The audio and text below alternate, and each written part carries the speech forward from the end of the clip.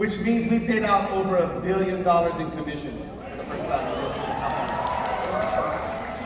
If someone else is talking to you about another company, just ask them, have you guys paid out $1 billion in commission yet? No? Call me when you do. That's not the only record we broke. I think you might have noticed that the home office and the all company legends like Monty Hone and Rich Stolley and Swan, you might have noticed we were up here for a long time during the rating ceremony. When you do 1 billion points, a lot of people are having success. So we broke the most ring earners in the history of the company in a single year. Almost 2,000. There was so many we had to, as Rich said, exclude a category of $100,000 ring earners. We just couldn't fit them all in. That's a lot of hands to high five, by the way.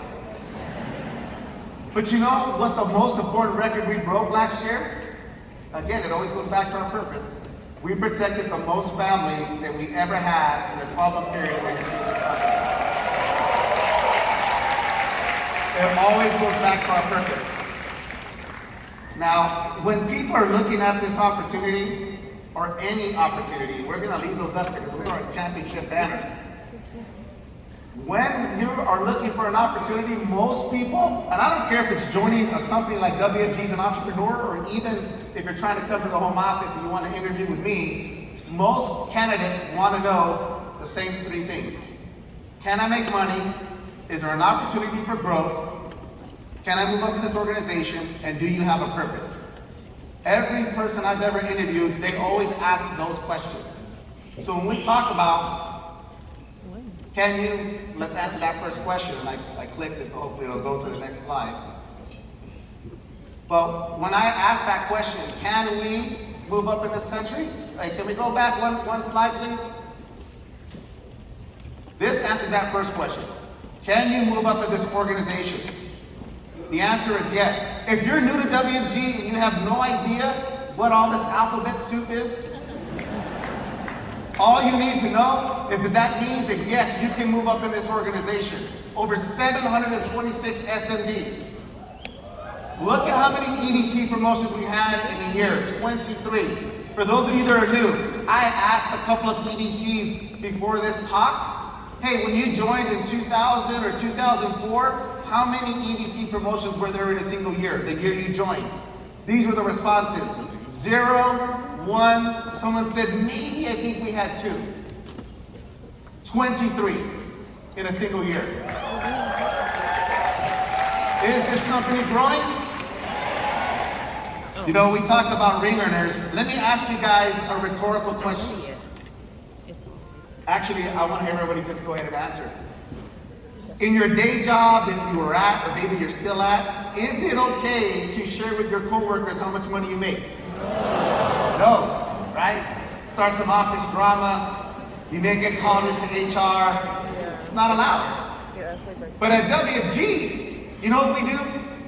We'll tell the entire arena how much money you make, we'll put your name on a slide, we'll put you on a website, in fact, we give you jewelry that tells you how much money you make.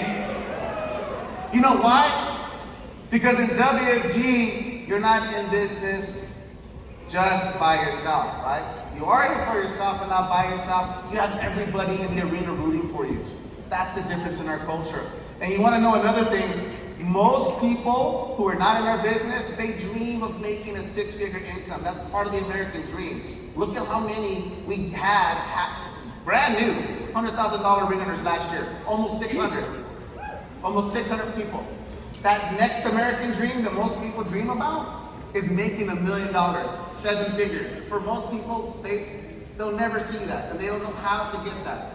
We had, 24 brand new millionaires in this company last year. So that answers that other question. Can I earn income in this company? What do you think? Now, some of you rightfully should ask, that's great, Victor, but that's last year. Where are you guys going? You showed me that this is the right industry. You showed me that you guys are having success and you are breaking records, but where are you going? That's what people want to know. So I'll tell you where we're going. In 2025, we are going to double this company. First thing, in 1 year, in 2025, we're going to have 400,000 recruits in a single year. By the end of 2025, today, we have 58,000 licenses in North America. By the end of 2025, we're going to have 100,000 licenses in this business. And I just showed that championship banner for 1 billion points. We're going to do 2 billion in a single year by the end of 2025. And most importantly, we're going to pay out $2 billion of commission. How many of you want a piece of that $2 billion? But again, the most important number that we're going to finish with is we're going to help 1 million families in a single year.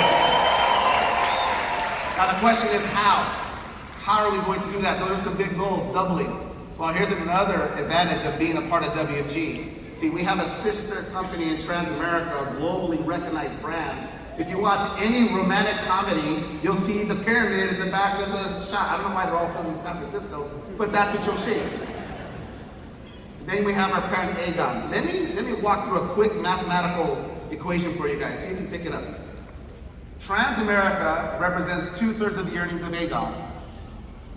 WFG represents 70% of the life insurance sales for Transamerica. Let me walk that back. WFG represents 70% of the life sales for Transamerica. Transamerica represents 2/3 of the earnings for Aegon. So the question is, how important is WFG to Aegon? Very important. The good news for us is that our new president and CEO of Aegon, Lard Friese, and our new president and CEO of Transamerica, Will Fuller, who you'll hear from tomorrow, they agree, which is why they've agreed to invest millions of dollars of capital and investment to help us double. So now the billion-dollar question is, what are you going to invest in? Well, that starts with, this is a world-class organization, you need a world-class platform. Do you agree? So the MyWFG you know today is going to change. Next year we're rolling out a brand new MyWFG website. Brand new digital capabilities, brand new tools, starting with, and I know all the people in the front row, the leaders who care about this the most, Pulse is coming back. We are bringing back the Pulse app. So stay tuned for more news on that. That is coming back. That's just one piece. We're also investing in our broker-dealer. If we are going to double this company, we have to grow TFA. TFA has to get better. So we just signed a deal with Fidelity to use their e-money platform. Anybody ever heard of Fidelity? This is gonna be a game changer for you registered reps, and if you're thinking about joining the broker-dealer, now's the time.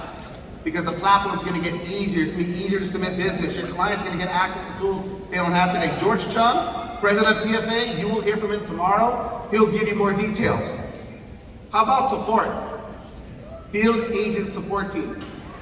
You guys are gonna start hearing about FAST. FAST is gonna become part of our nomenclature. What is FAST? Well, let me hit you with a couple of statistics. You know that billion-point record we just smashed? Half of that, over 500 million, came from marketing directors and below.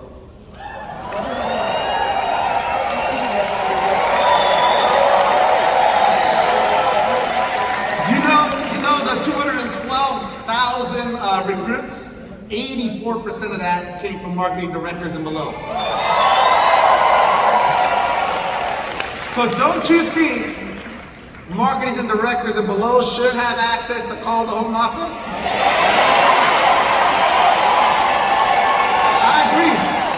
I agree. So you're going to be hearing over the next couple of months how we're going to do that, who gets what phone number. But I'm telling you right now, first and foremost, we're starting with our brand new licenses. You're going to hear a big announcement with all the details the next couple of weeks, but I'm going to announce it right now. Going forward, every new license will have a dedicated contact at the home office.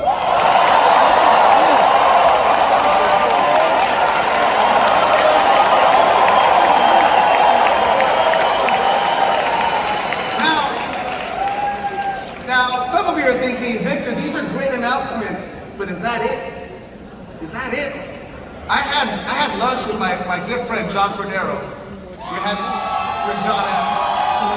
We were having some wheat germ pancakes in the Bay Area, and he was telling me, he's like, Victor, I'm not asking you to tell me what the announcements are, but you know this is the first time we're going to be together in 3 years, right? I'm like, yeah. He's like, so they got to be bigger than usual.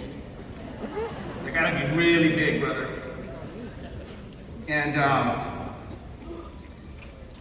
how many of you here care about compensation?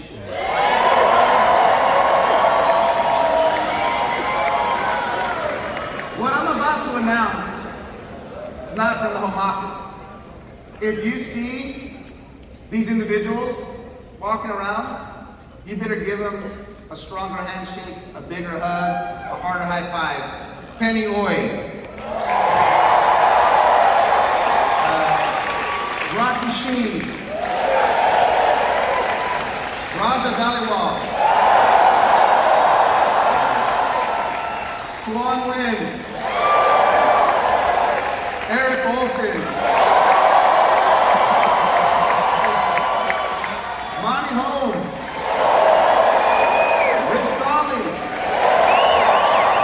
Ed Milet. Talking about everybody that was in that room. Bill Mitchell, forgot about Bill Mitchell. All of these leaders have been working on your behalf and fighting to increase COP. So, let's start with Canada. Is Canada in the house? Congratulations, Canada, you're getting a raise. The broker-dealer, TFA, I just talked about Fidelity. Having a world-class platform is only part of the picture. If you're a registered rep at TFA, guess what? You're getting a raise too. Now I know right now everybody in the U.S. is like, what about us? Is the U.S. in the house? Well, you guys are getting a raise as well. Ladies and gentlemen, we just gave out, I feel like Oprah right now. You get a raise and you get a raise. It's because your field leaders fight for you. They know how much you mean to them. They know you deserve more. So on behalf of your field leadership, congratulations. I'm going to end with this. It's not on there, but I'm going to end with this. With all of this compensation, and you're going to hear more details in the next couple of weeks, don't worry. With all of the rings, the records, the banners, the compensation increases, guys, at the end of the day, none of it matters without our purpose. None of it matters. I wrote an article last year about my dad that I called Purpose Over Premium. And I want to end with this. The way this commission gets paid out is usually based on something called target premium. If you're new to this industry, premiums what drives those rings for the most part. If that's all you focus on, you're going to be in this business for a very short time. If you focus on your purpose, the purpose of why we're here, believe me, the premium will come. Thank you very much.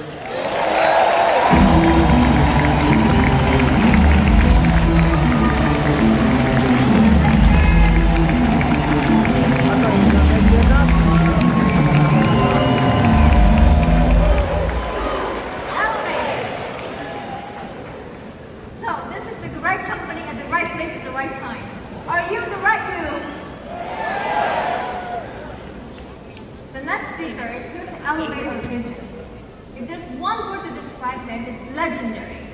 From a social worker to be one of the largest organizations in this industry, not only in WFG, but the entire financial industry. And yet, he's still such a humble man. He dedicated his past nearly 40 years to show us what clarity is. What is the clarity in building a system? He always asks, what would you do exactly if you know exactly how to win? Do we have that clarity? Please help me welcome System Builder, Executive Chairman, Mr. Swan Wan!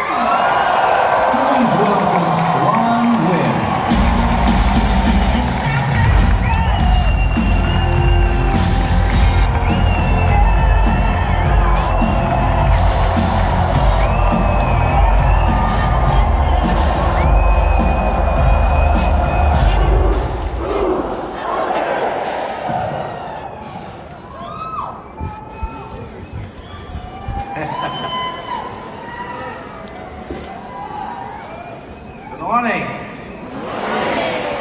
It was a wonderful convention so far. Last night was fantastic, and today is a very, very wonderful presentation from all the speakers before, and I'm sure that we're going to have a lot more wonderful leaders going to share to you. But what we share to many of your new or your teammates see today is we are the best of the best here. Okay? So last night I have the dinner with a lady, and she said to me, Mr. Swant, I look at all these people. They do things so fast. It's just like they have a Ferrari.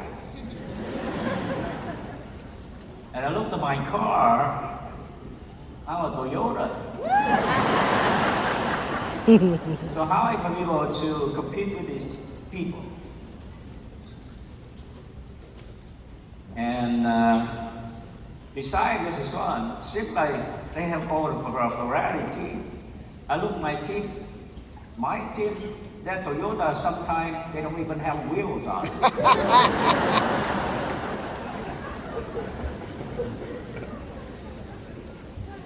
Well, I asked her, by the way,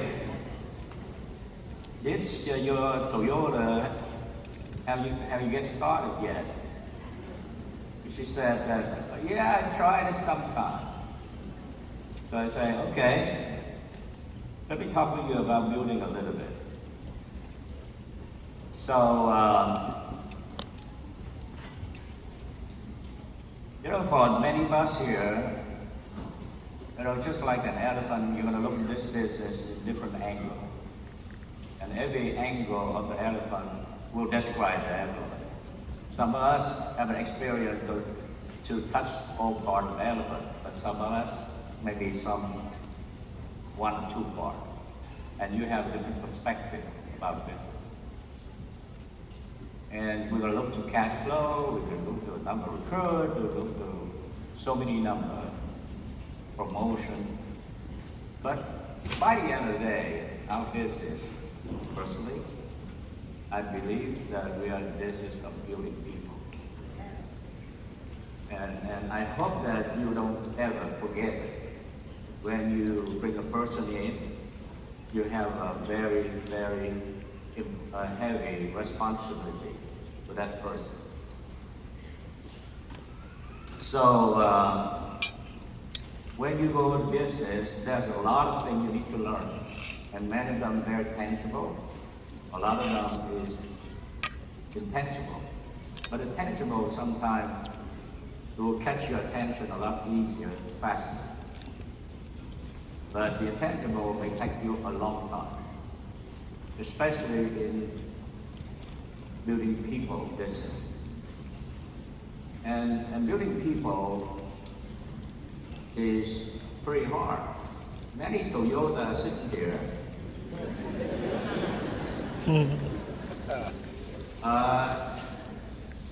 You feel like you're not moving anywhere, and you're just wandering. And let me share with you my perspective about building people.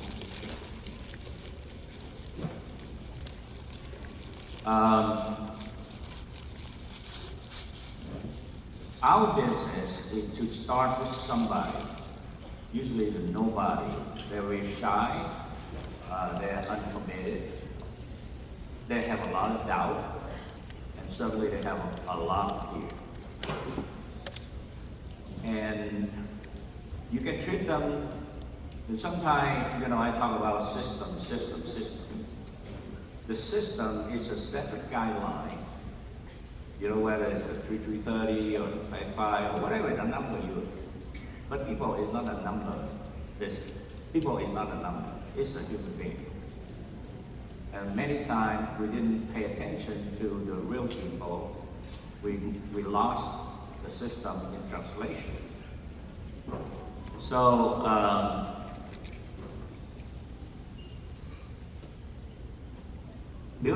people, really building people, take a long process. It takes sometimes not a few months, but many years or even decades. That's why we need a lot of help, we need a lot of support, we need a lot of teamwork, we need a lot of meetings, we need a lot of convention, and we need a lot of coaching. In fact, it seems to me that this is more likely is about a giant coaching system from the very start all the way to the top. You know, and I'm not to be surprised, even the best player in the world, whether Tiger Woods or the tough fighter in the world, they have a coach. So, building big people, according to me, start with this. Usually in the medical part of business, we say we gotta first start them. We're gonna visit them, and we sit down with them, we show them what business look like, answer questions about compensation, how you make money, how our product work, get the prospect list, 330, field training, blah, blah, blah. That's important. But actually, the most important thing to me is, John, if I recruit you and your wife, you're probably, the very first thing I want to do, you want to get to know you. It's a simple rule. If you don't know them, you cannot build them. So if I recruit John, I need to know him. And also, on the other hand, John needs to know me. Because how can we build someone when we don't know?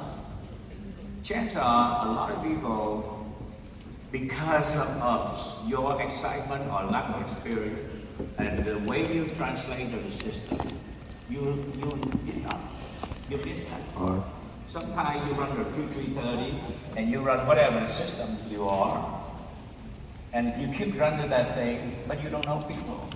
And you're always wondering where they are going, where they missing, or why they're not existing.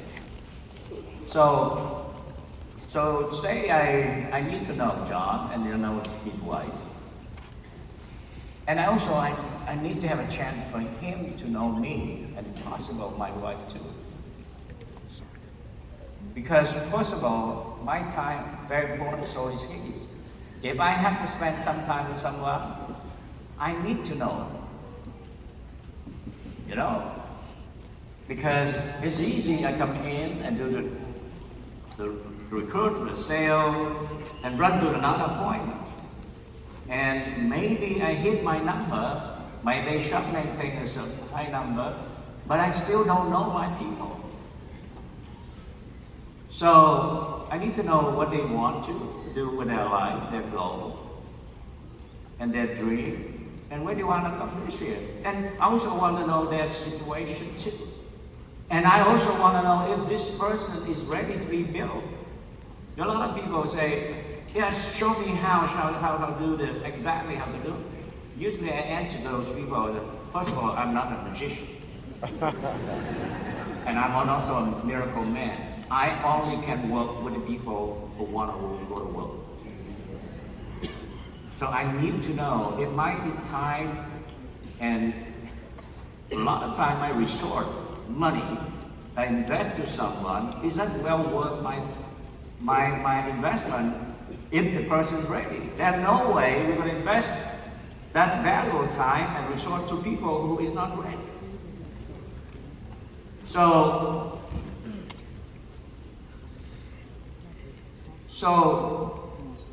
if you have to write it down, building people, because actually for somehow technical error, we have to have a little slide, but the slide only have 3 lines, so very easy. The first line is building people. The second line, just write down relationship. Okay?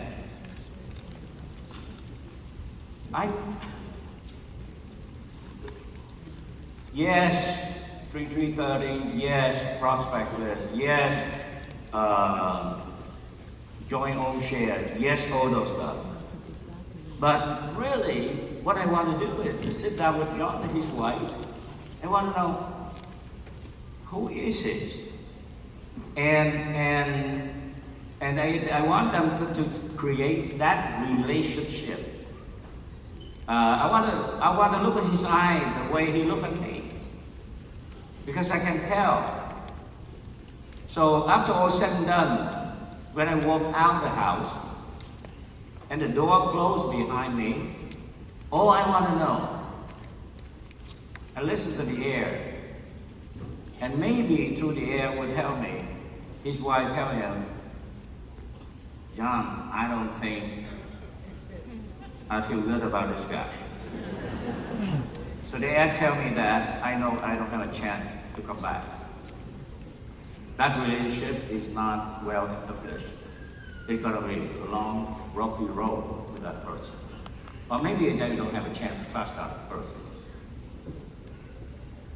But if I walk out and the air tell me when I get to my car, honey, seems like he's all right, then I got it. You see, during that meeting, that contact, him and his wife, somehow human beings, they can feel you, they can smell you, and they can tell if you're the kind of people that they want to and to work with. So that when we have that kind of, and myself too, I need to know if this is the kind of people that are going to be able to work with me. Now, I want to have a precaution, because sometimes we have to be very careful, because sometimes we may reject people too. So we need to have a high level of tolerance when we deal with people. Personally, you have to always think that everybody can do this business, and everybody, even though they have a lot of weakness, but they always have strength to be able to do this business. So when you have that connection, then the rest will be the beginning of a long relationship. So the relationship will have to increase over time, because that relationship have to involve a lot of care. Because nobody would work with someone who don't care about their future. And also, it's not a one-way street. I want to know if he cares about me. So when that care established, then we have some level of trust. The more we work together, it's not just fast start and go to another person, but a process of many times. When that person begin to increase the trust, I need to have that trust. Why? Right out of the third line.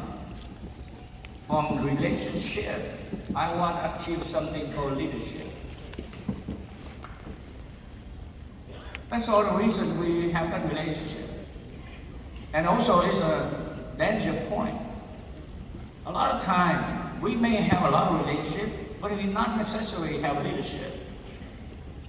You know, many times I see people who work with someone, we are very close with them. Whatever they ask, we deliver to them. We go lunch with them, we go dinner with them, we drink with them, we sing with them, we dance with them, we hang around with them. But that relationship sometimes becomes friendship, which is very good. People will stay with you. We retain a lot of people through friendship and relationship. But not necessarily, but sometimes you are too friendship, it may not have the necessary leadership to move people. Friendship is to retain, but leadership is to move people.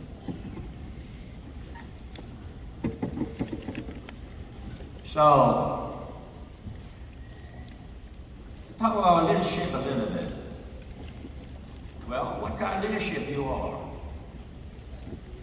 See, many times, many of us, in a certain period of time, we do pretty well. seems to me that some of us have the magic touch because everything you touch is moving. But sometimes you realize that you call a shot, they don't do it. Well, and I see it all over the organization. You know, many people who been with the people long enough, and they get frustrated because they call a shot, the team don't listen. And as a team member asked me, how you can tell me if I have leadership one? I say, just call the shot, just ask them to show up or do something that's a little bit inconvenient. For example, anytime they ask you to come, you show up. You show up 10 times, but when a person you ask them to show up here one time, like a convention like that, they didn't let me think about it. So they don't show up, which means that when you go to shop and they don't do it, there's no leadership there. And it's not their problem, mostly your problem, because are you the kind of leader they wish to follow? Leadership is a hard part in this business because sometimes in the journey of our business, we move up on the ladder and we have certain title or we certain have a knowledge or know-how, and we may forget what we used to do to make us successful. That's why it's hard to tell people to do something when you're not. So leadership, you have to always see that if you can earn that. It's everything in the business is a two-way street. Relationship, we always talk a lot about coachable. Well, and then why is that? Because coachability is so important in business. And so is uncoachability also very, very difficult to do the business. But a lot of people will not follow you or don't listen to you because sometimes it's not because of them. Because you are not deserved to become a coach. You are not deserved to become a leader. So, because if you are a strong leader, then you will attract, people will follow you if you lead. But if you too many times you walk down line, you're gonna go down with them. Because you did not exercise what the leadership should do. Leader always lead ahead, always go in front. Then people will follow.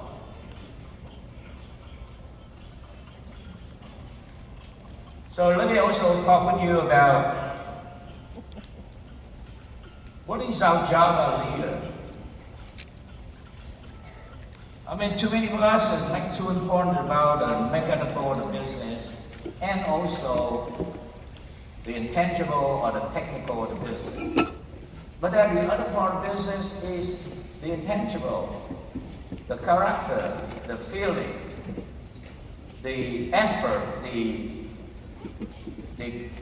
kindness, the caring, the integrity. That is much more important than other tangible.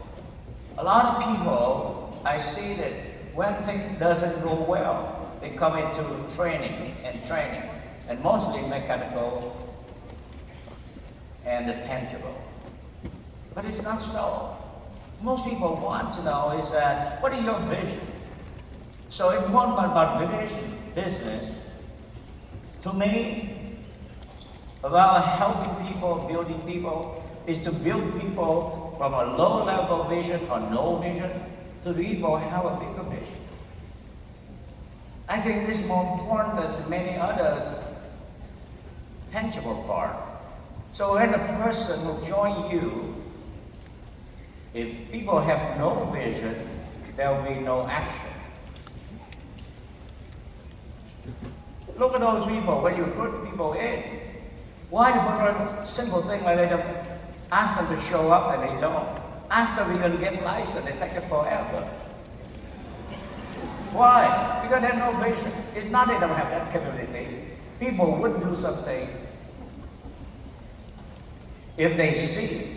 People never see, never do something that they don't see. So no vision, no action. People have a little vision.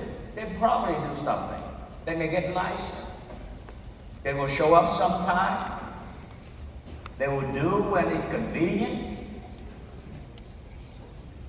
Of course, they have little vision, they have little action. But the people, and then they move up the ladder. Some of them I call it medium-sized vision. Our job is constantly stretching the people's vision. You always talk about your vision, and you talk about their vision.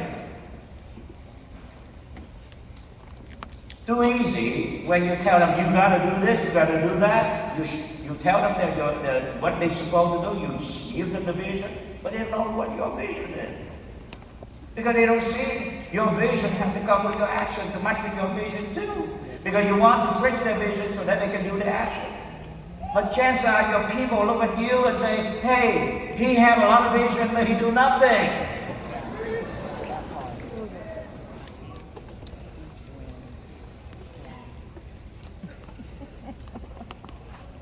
Oh. All right.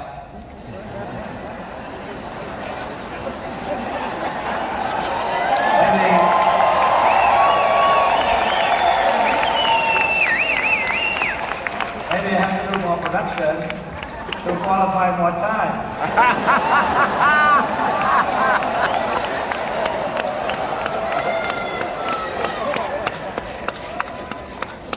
Anyway, I just and you know, talk about it. So people get to maybe give you the.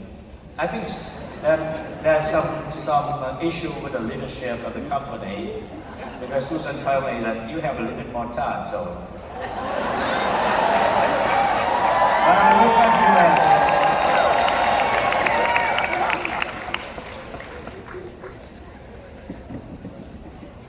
I did ask permission. I'm not really imposing. I did ask, and she said, you're okay to don't go. Well, whatever.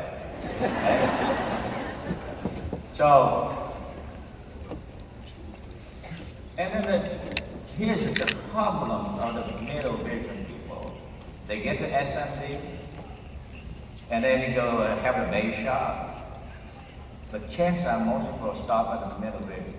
They do whatever. But it comes to the hard part. Most middle level vision have a big trouble to articulate that big vision. So when you are stuck at somewhere, it's all about a clear vision that you can articulate.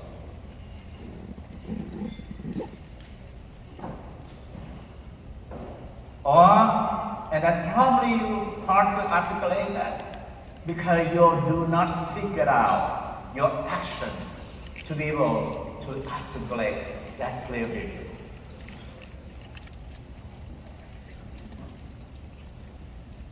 So, but the people who have a big vision, that's going to be a different level because even they don't have to say a lot. But their action, their move, and everything about them, you can see it, you can feel it, and it's very clear to them that they are the people with a big vision. And the people with a big vision, they are relentless, they are unstoppable.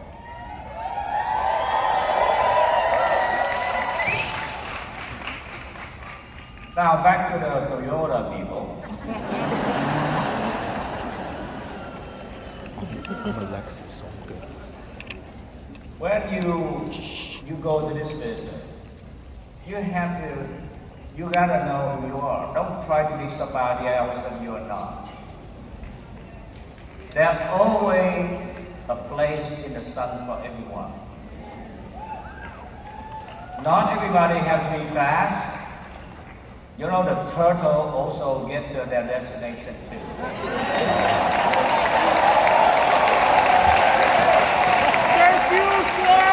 And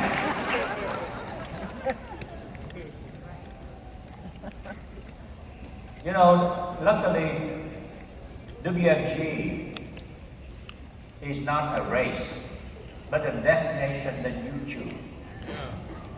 As long as you work on it. So don't be looking to, oh, the Ferrari on the stage here and feel depressed. All my life, I gotta know me. First of all, I know I don't talk fast. I know my limitation. And I discovered in my early days, the little guy, the turtle guy, the slow guy do have a place in the sun. My first sale, I was so scared. I drive around many times before I get to the house. But because I drive the last time, the third time I pass the house, I want to get into the house, but I still don't. So the guy in the house opened the door and says, son, this is the house.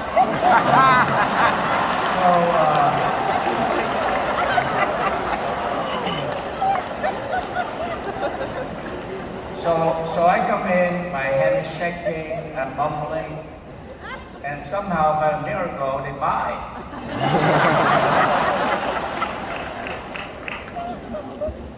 And I tell them, and so later on, I ask the guy, why you buy from me? They say, a scary guy like you, a shaking guy like you cannot tell a lie, that's why I buy.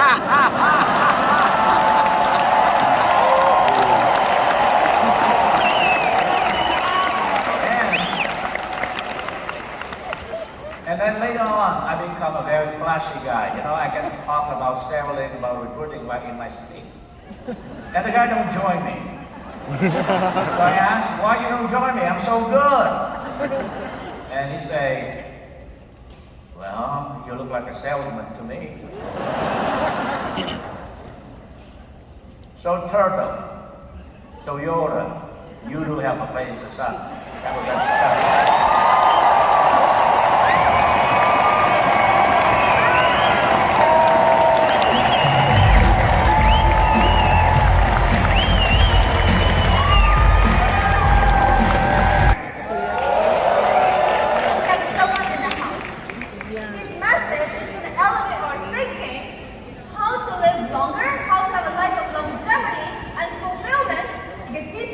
Longevity is a multidisciplinary responsibility, and any one of us can help our community to become more fulfilled and achieve that longevity.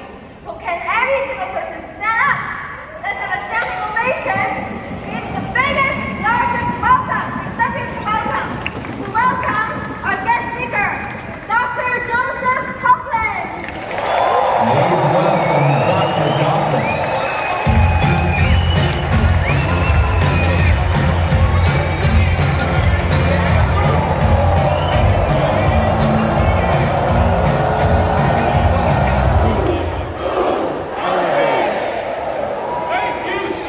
WFG, and boy, slime is a hard act to follow.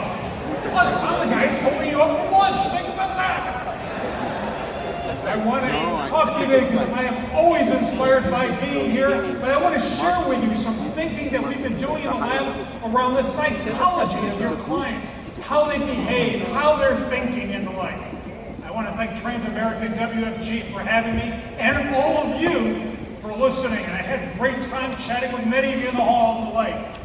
We all have teams. If you like what I have to say, these are the people that deserve the credit. They are my students and researchers at the Institute that do amazing work. And by the way, as you can tell, if you're not having fun doing what you're doing it wrong.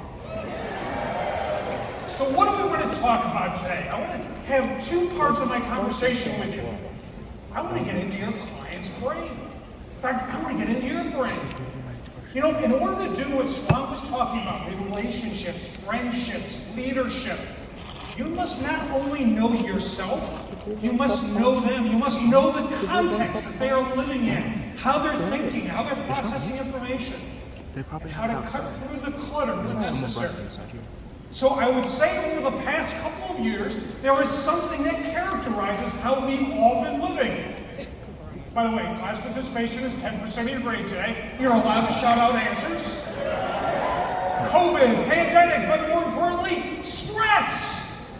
Think about it. Just when we thought the pandemic was done, we had inflation, we had war, people even talk about maybe even nuclear war, whatever way, price of bacon, price of gas. You see, when you talk to people about their financial security, that's not what they're thinking. They want to know what financial security, their longevity means in the context of all this noise that's around us. So when you're stressed, what do? Well, a lot of us read the newspaper. Imagine this, all the articles in the New York Times, yes, we do these things at MIT, we counted up the number of articles that were headlined with crisis. And look at the numbers of how they've grown. Just when you thought things were getting better, we're on par to have as much crisis in the news as we did before. Now, when you're stressed and you're just hitting crisis, what do? I saw all of you last night. You're doing this. Well, not really. Maybe a few of us are doing that. But if we're honest, when we need advice, when we're in stress, you know where we really go? Even when we have a medical problem, we go here. We go to Dr. Google. And just to show you something, over time, the number of us searching on things around stress and anxiety from 2004 to present has gone up 3x. So it's not just a matter of where you think you're stressed, everyone else is. By the way, when I say everyone else, I want you to think about this. The darker the state, the greater the number of stressed people doing searches. I don't know what was going on in North Dakota in 2004, but they stood alone. But the good news is we're all whacked out now at 222. And I don't want to leave my cousins from Canada, and I do have many in Quebec and in Ontario. We're stressed up there as well, apparently.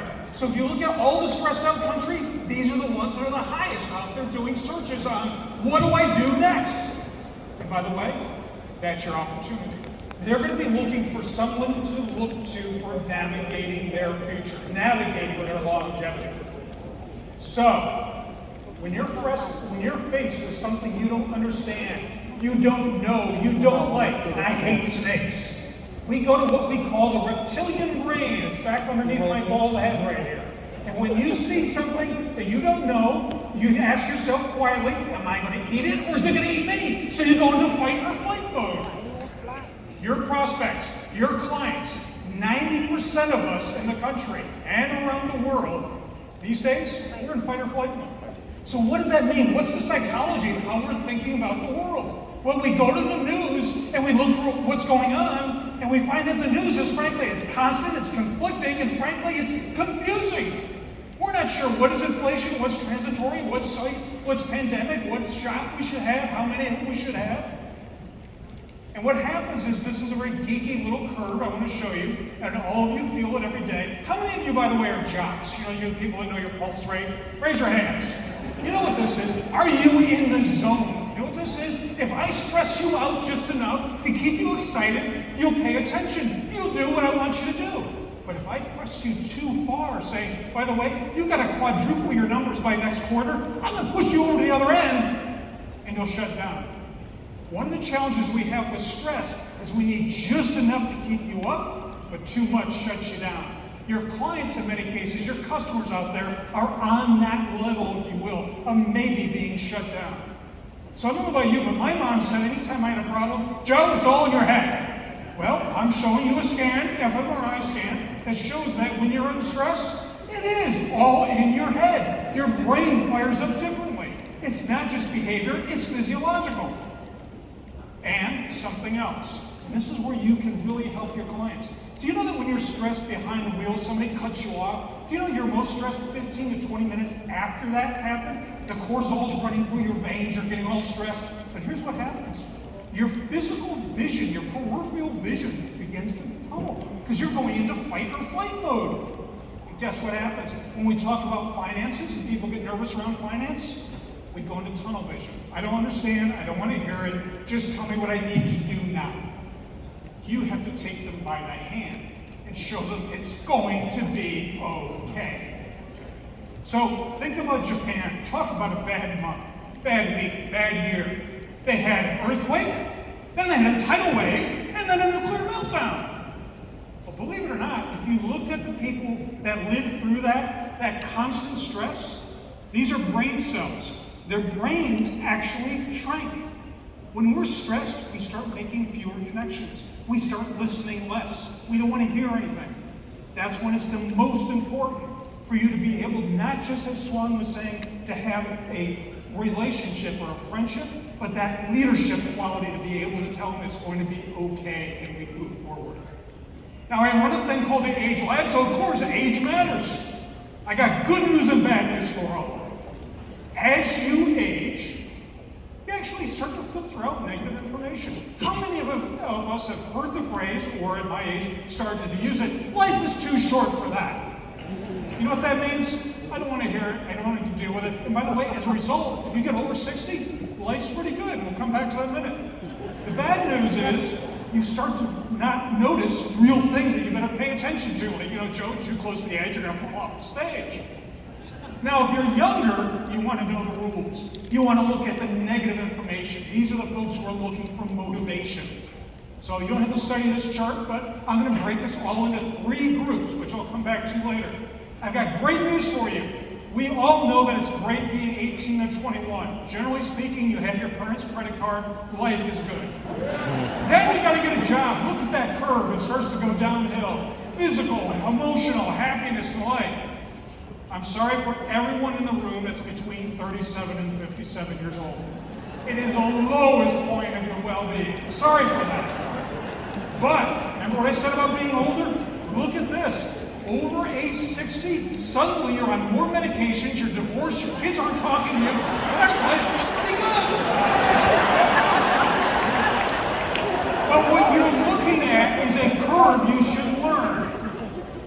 Younger people want to know the rules. What's the guardrail? How do you motivate me to move forward? Those of us in the middle, I don't know where my kids are in the next 30 minutes, and you're trying to get me to plan for the next 30 years. Be cognizant of that. Have bites and conversation with me. Don't ask for breakfast.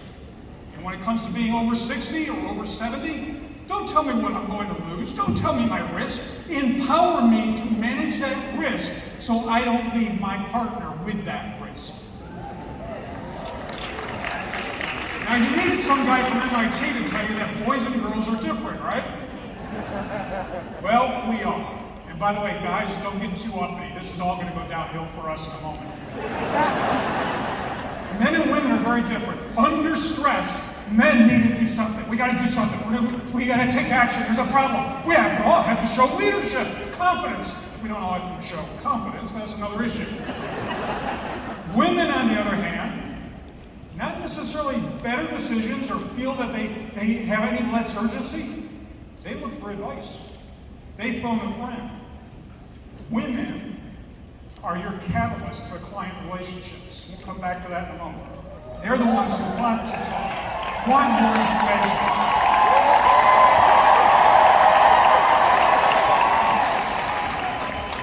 As I write my book, The Future is Female, my 2 daughters and my wife and the cat they fixed told me to say that. The other thing is that when we're under stress, we're risk averse. I don't know what you're selling, what you're doing, but if it sounds risky, I can't do it. So cut it up in small chunks when you present the information, the product, the process, whatever it is you're talking about. And by the way, when I'm under stress, when I'm in that fight or flight mood, if it's ambiguous and I don't fully understand it, forget it. Even if it's a winning lottery ticket and it looks like there's a chance I'm going to lose, not going to play with it. So we're going to end up with some really geeky sociological, psychological terms, and I'll cut them into English in a minute. We're going to feel normlessness, meaninglessness, powerlessness. You know what that means? If I don't understand it, I'm under constant stress, the news doesn't make any sense, the experts seem to be wrong, our experts are always conflicting each other. The norms, that is the rules, are broken, so there's nothing going on. Meaningless? I can't make sense of this. But here's the parts you, as leaders, as relationship builders, as friendships, break through and say you are not powerless. You can take command of your future. Let me guide you. So how many of you remember what you were doing March of 2020? We saw you in Sam's Clubs, Costco's, all over the place. When we are stressed, we want to take action. We want to do something. So we did actually, and people made fun of all of us, that we're buying toilet paper by the pallet load. But the fact of the matter is, that was the one thing we knew we could take control, and for the most part, we knew we would need. And by the way, technology became the second toilet paper. So that's your lesson in Psych 101 around stress and how your clients, and frankly, all of you, think when you have those down moments and whatnot, do a reality check as to what might be putting you in that narrower. You don't see that future. You don't see that hill that you're going to climb. That makes WFG what you are today. So here's the so what. Your clients are not only facing the now. I've got great news for you. You see all these cute kids? You know why they're cute, by the way? They're not teenagers yet. That's why they're still cute. But children born today in nearly half the industrialized world are likely to live 100 years. Think about what that means. How many jobs will you have? How many times will you move? How many Toyotas will you buy, if you will? We're talking about the Swan. Will my wife of 36 years want to hear me tell the same jokes over and over again? All of you are amazing at financial literacy. I want to introduce to you what should be the overarching goal, longevity literacy. You cannot do anything without financial security, much like electricity.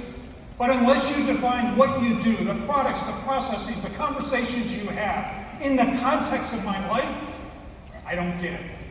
So I want to walk you through some storylines, if you will, across those three age groups. This is how you make that contact. This is how you make yourself not just available and acceptable and affordable, but purposeful. I need you now.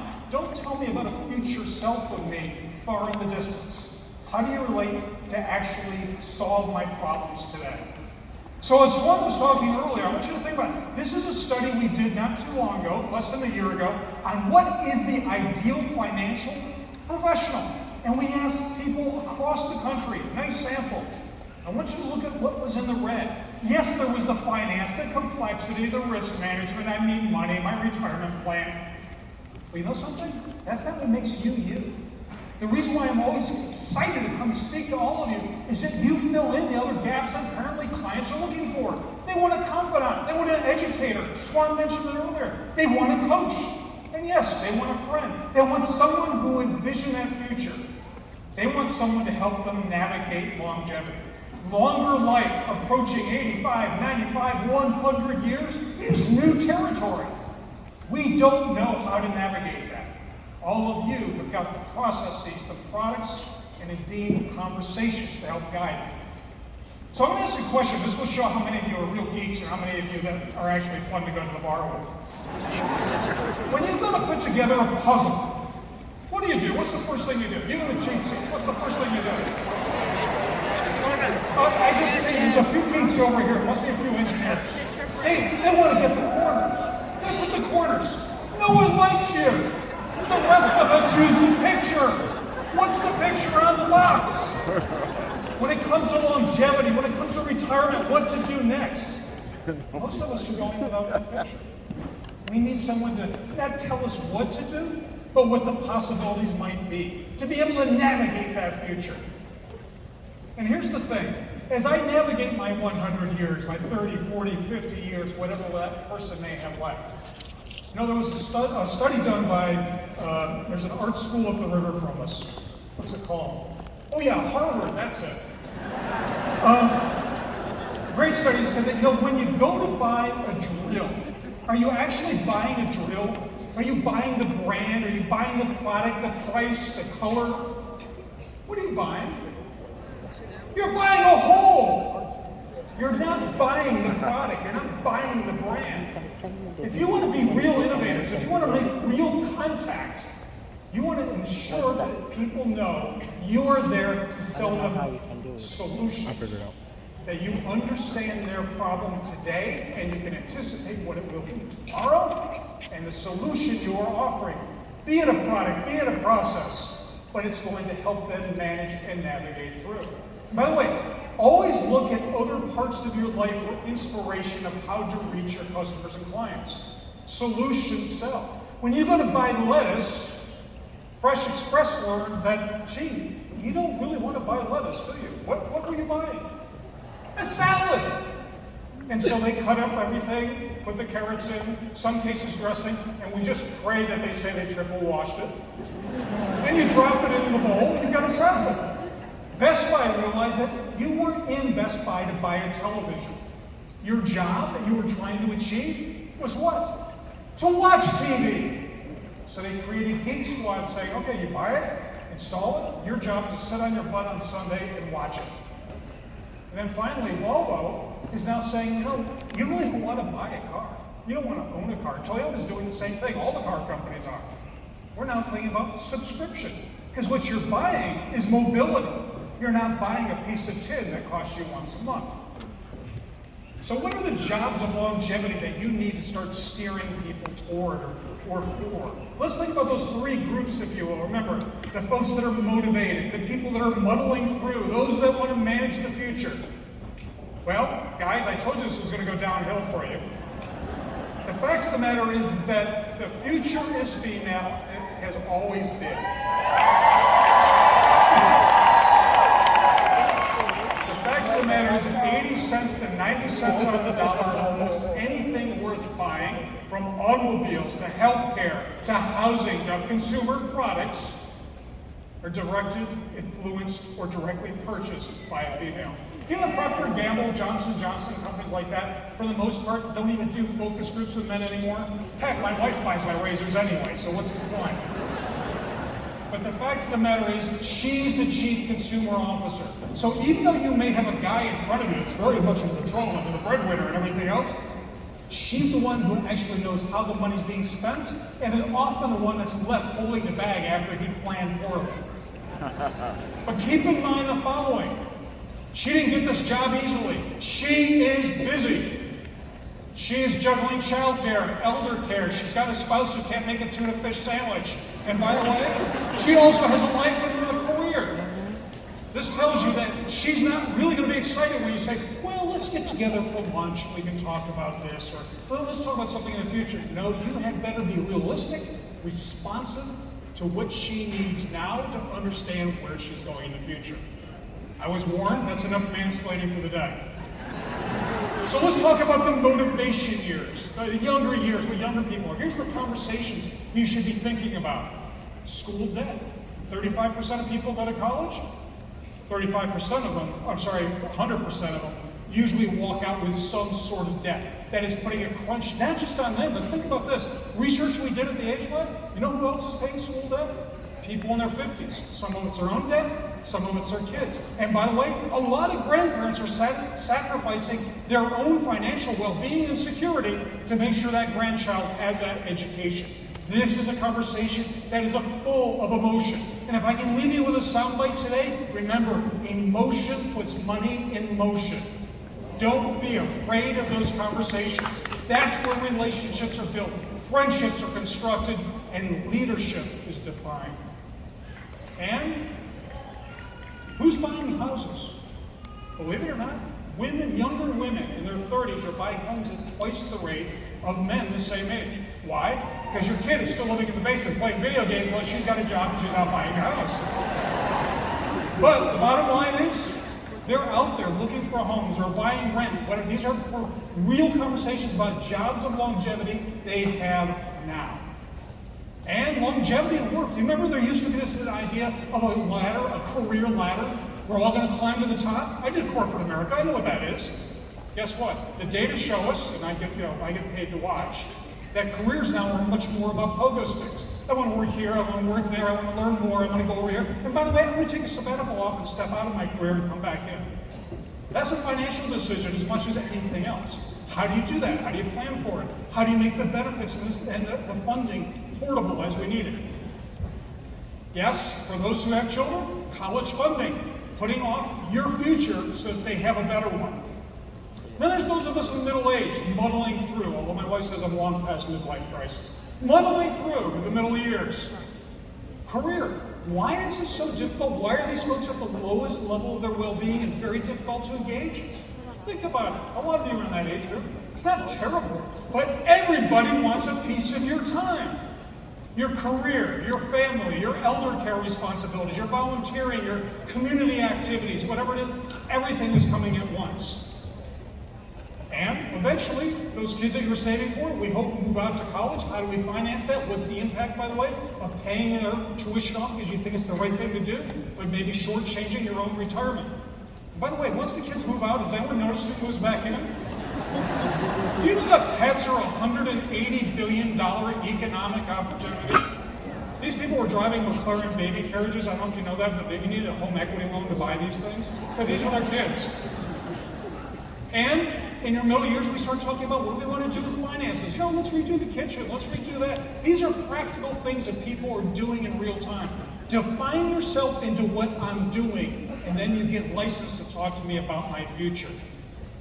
And believe it or not, the number 2 group of people starting new businesses is not some kid wearing a hoodie writing code in Silicon Valley, or even Kendall Square where I am in Cambridge. No, it's actually entrepreneurship is the new women's movement. Women over age 50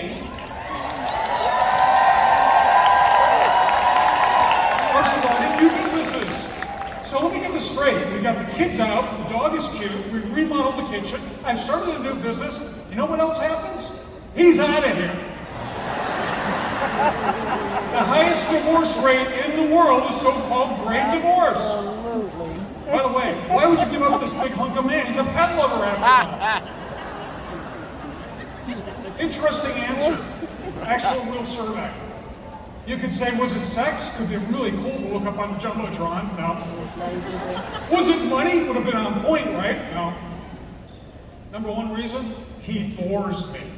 Was the number 1 reason. Never sit on your laurels about how great you think your brand is. Because guess what? This guy was around for 30 years and she said it's time to go. You've got about 30 seconds with her to define your value. And by the way, to my Canadian cousins, we often accuse you of being the nicer North Americans. Let's be honest.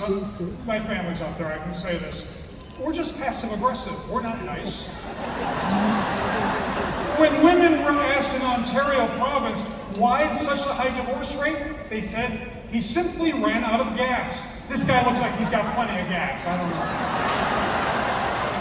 And then finally, older years, the managing years. What do we do after 55, 60, 65 years old? Retirement. We found during COVID, a lot of people retired out. They're coming back, doing something different.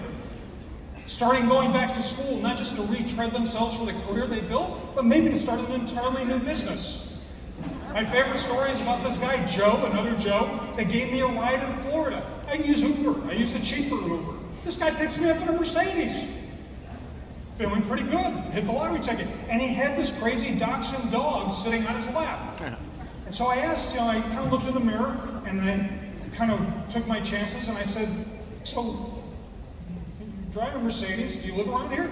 He goes, yeah, I live right over there. And he was pointing to the condos right next to the Ritz. So use your imagination.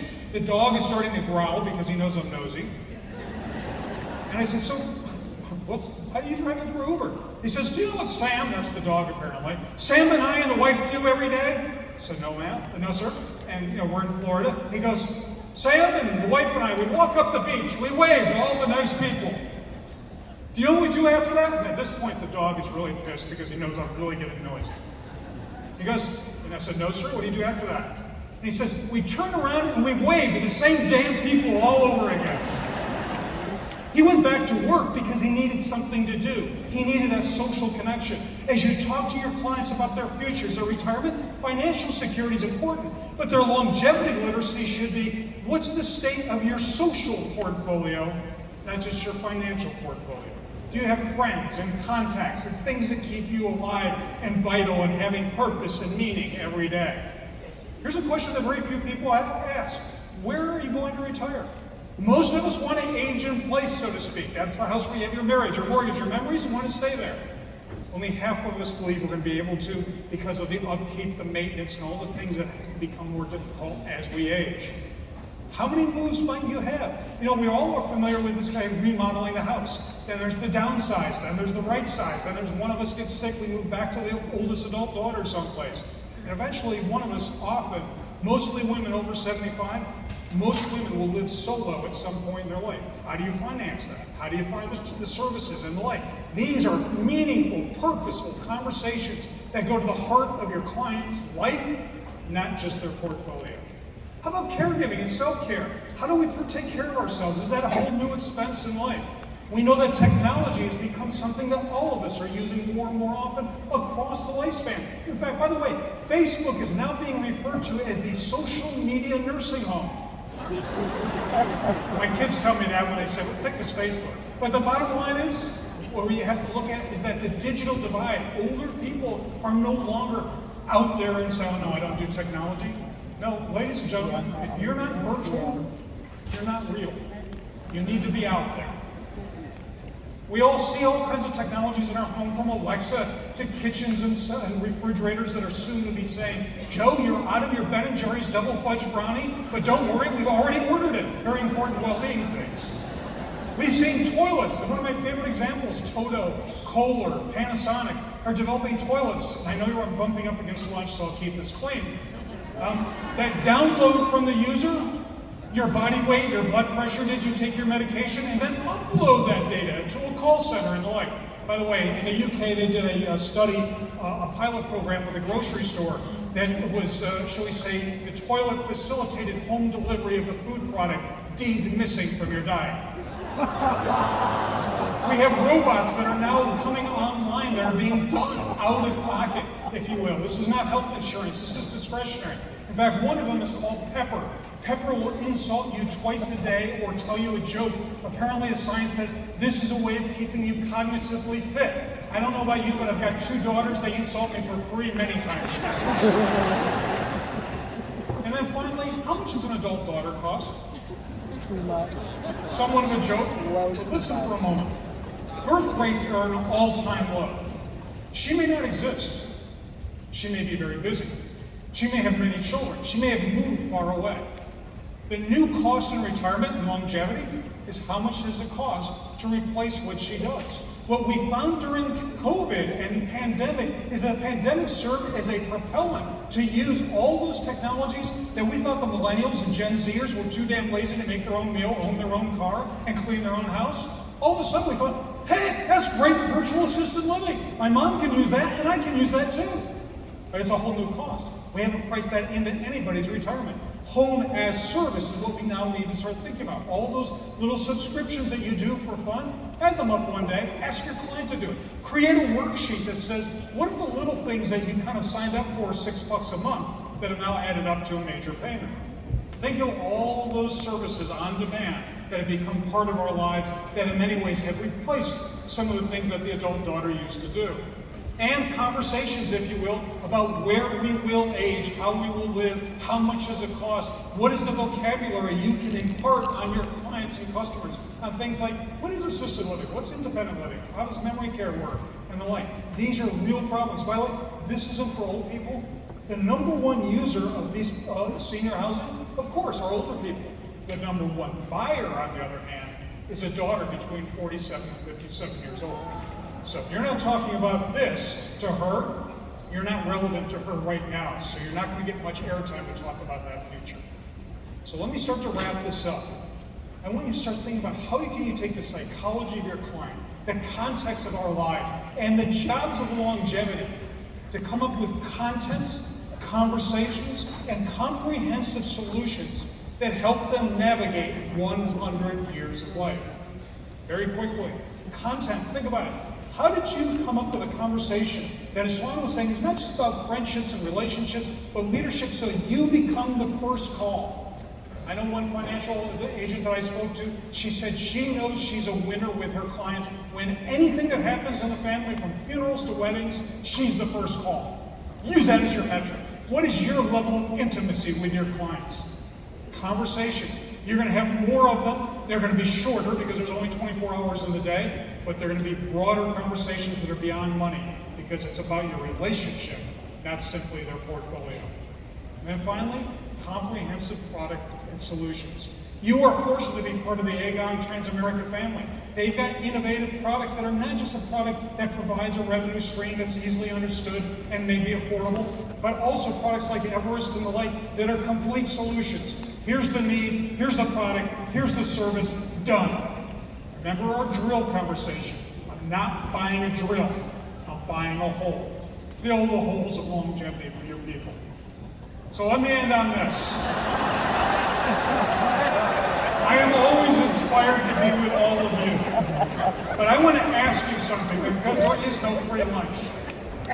I'm going to ask something of you. You have the products, the process, and the most important thing, the passion to help others live longer, better.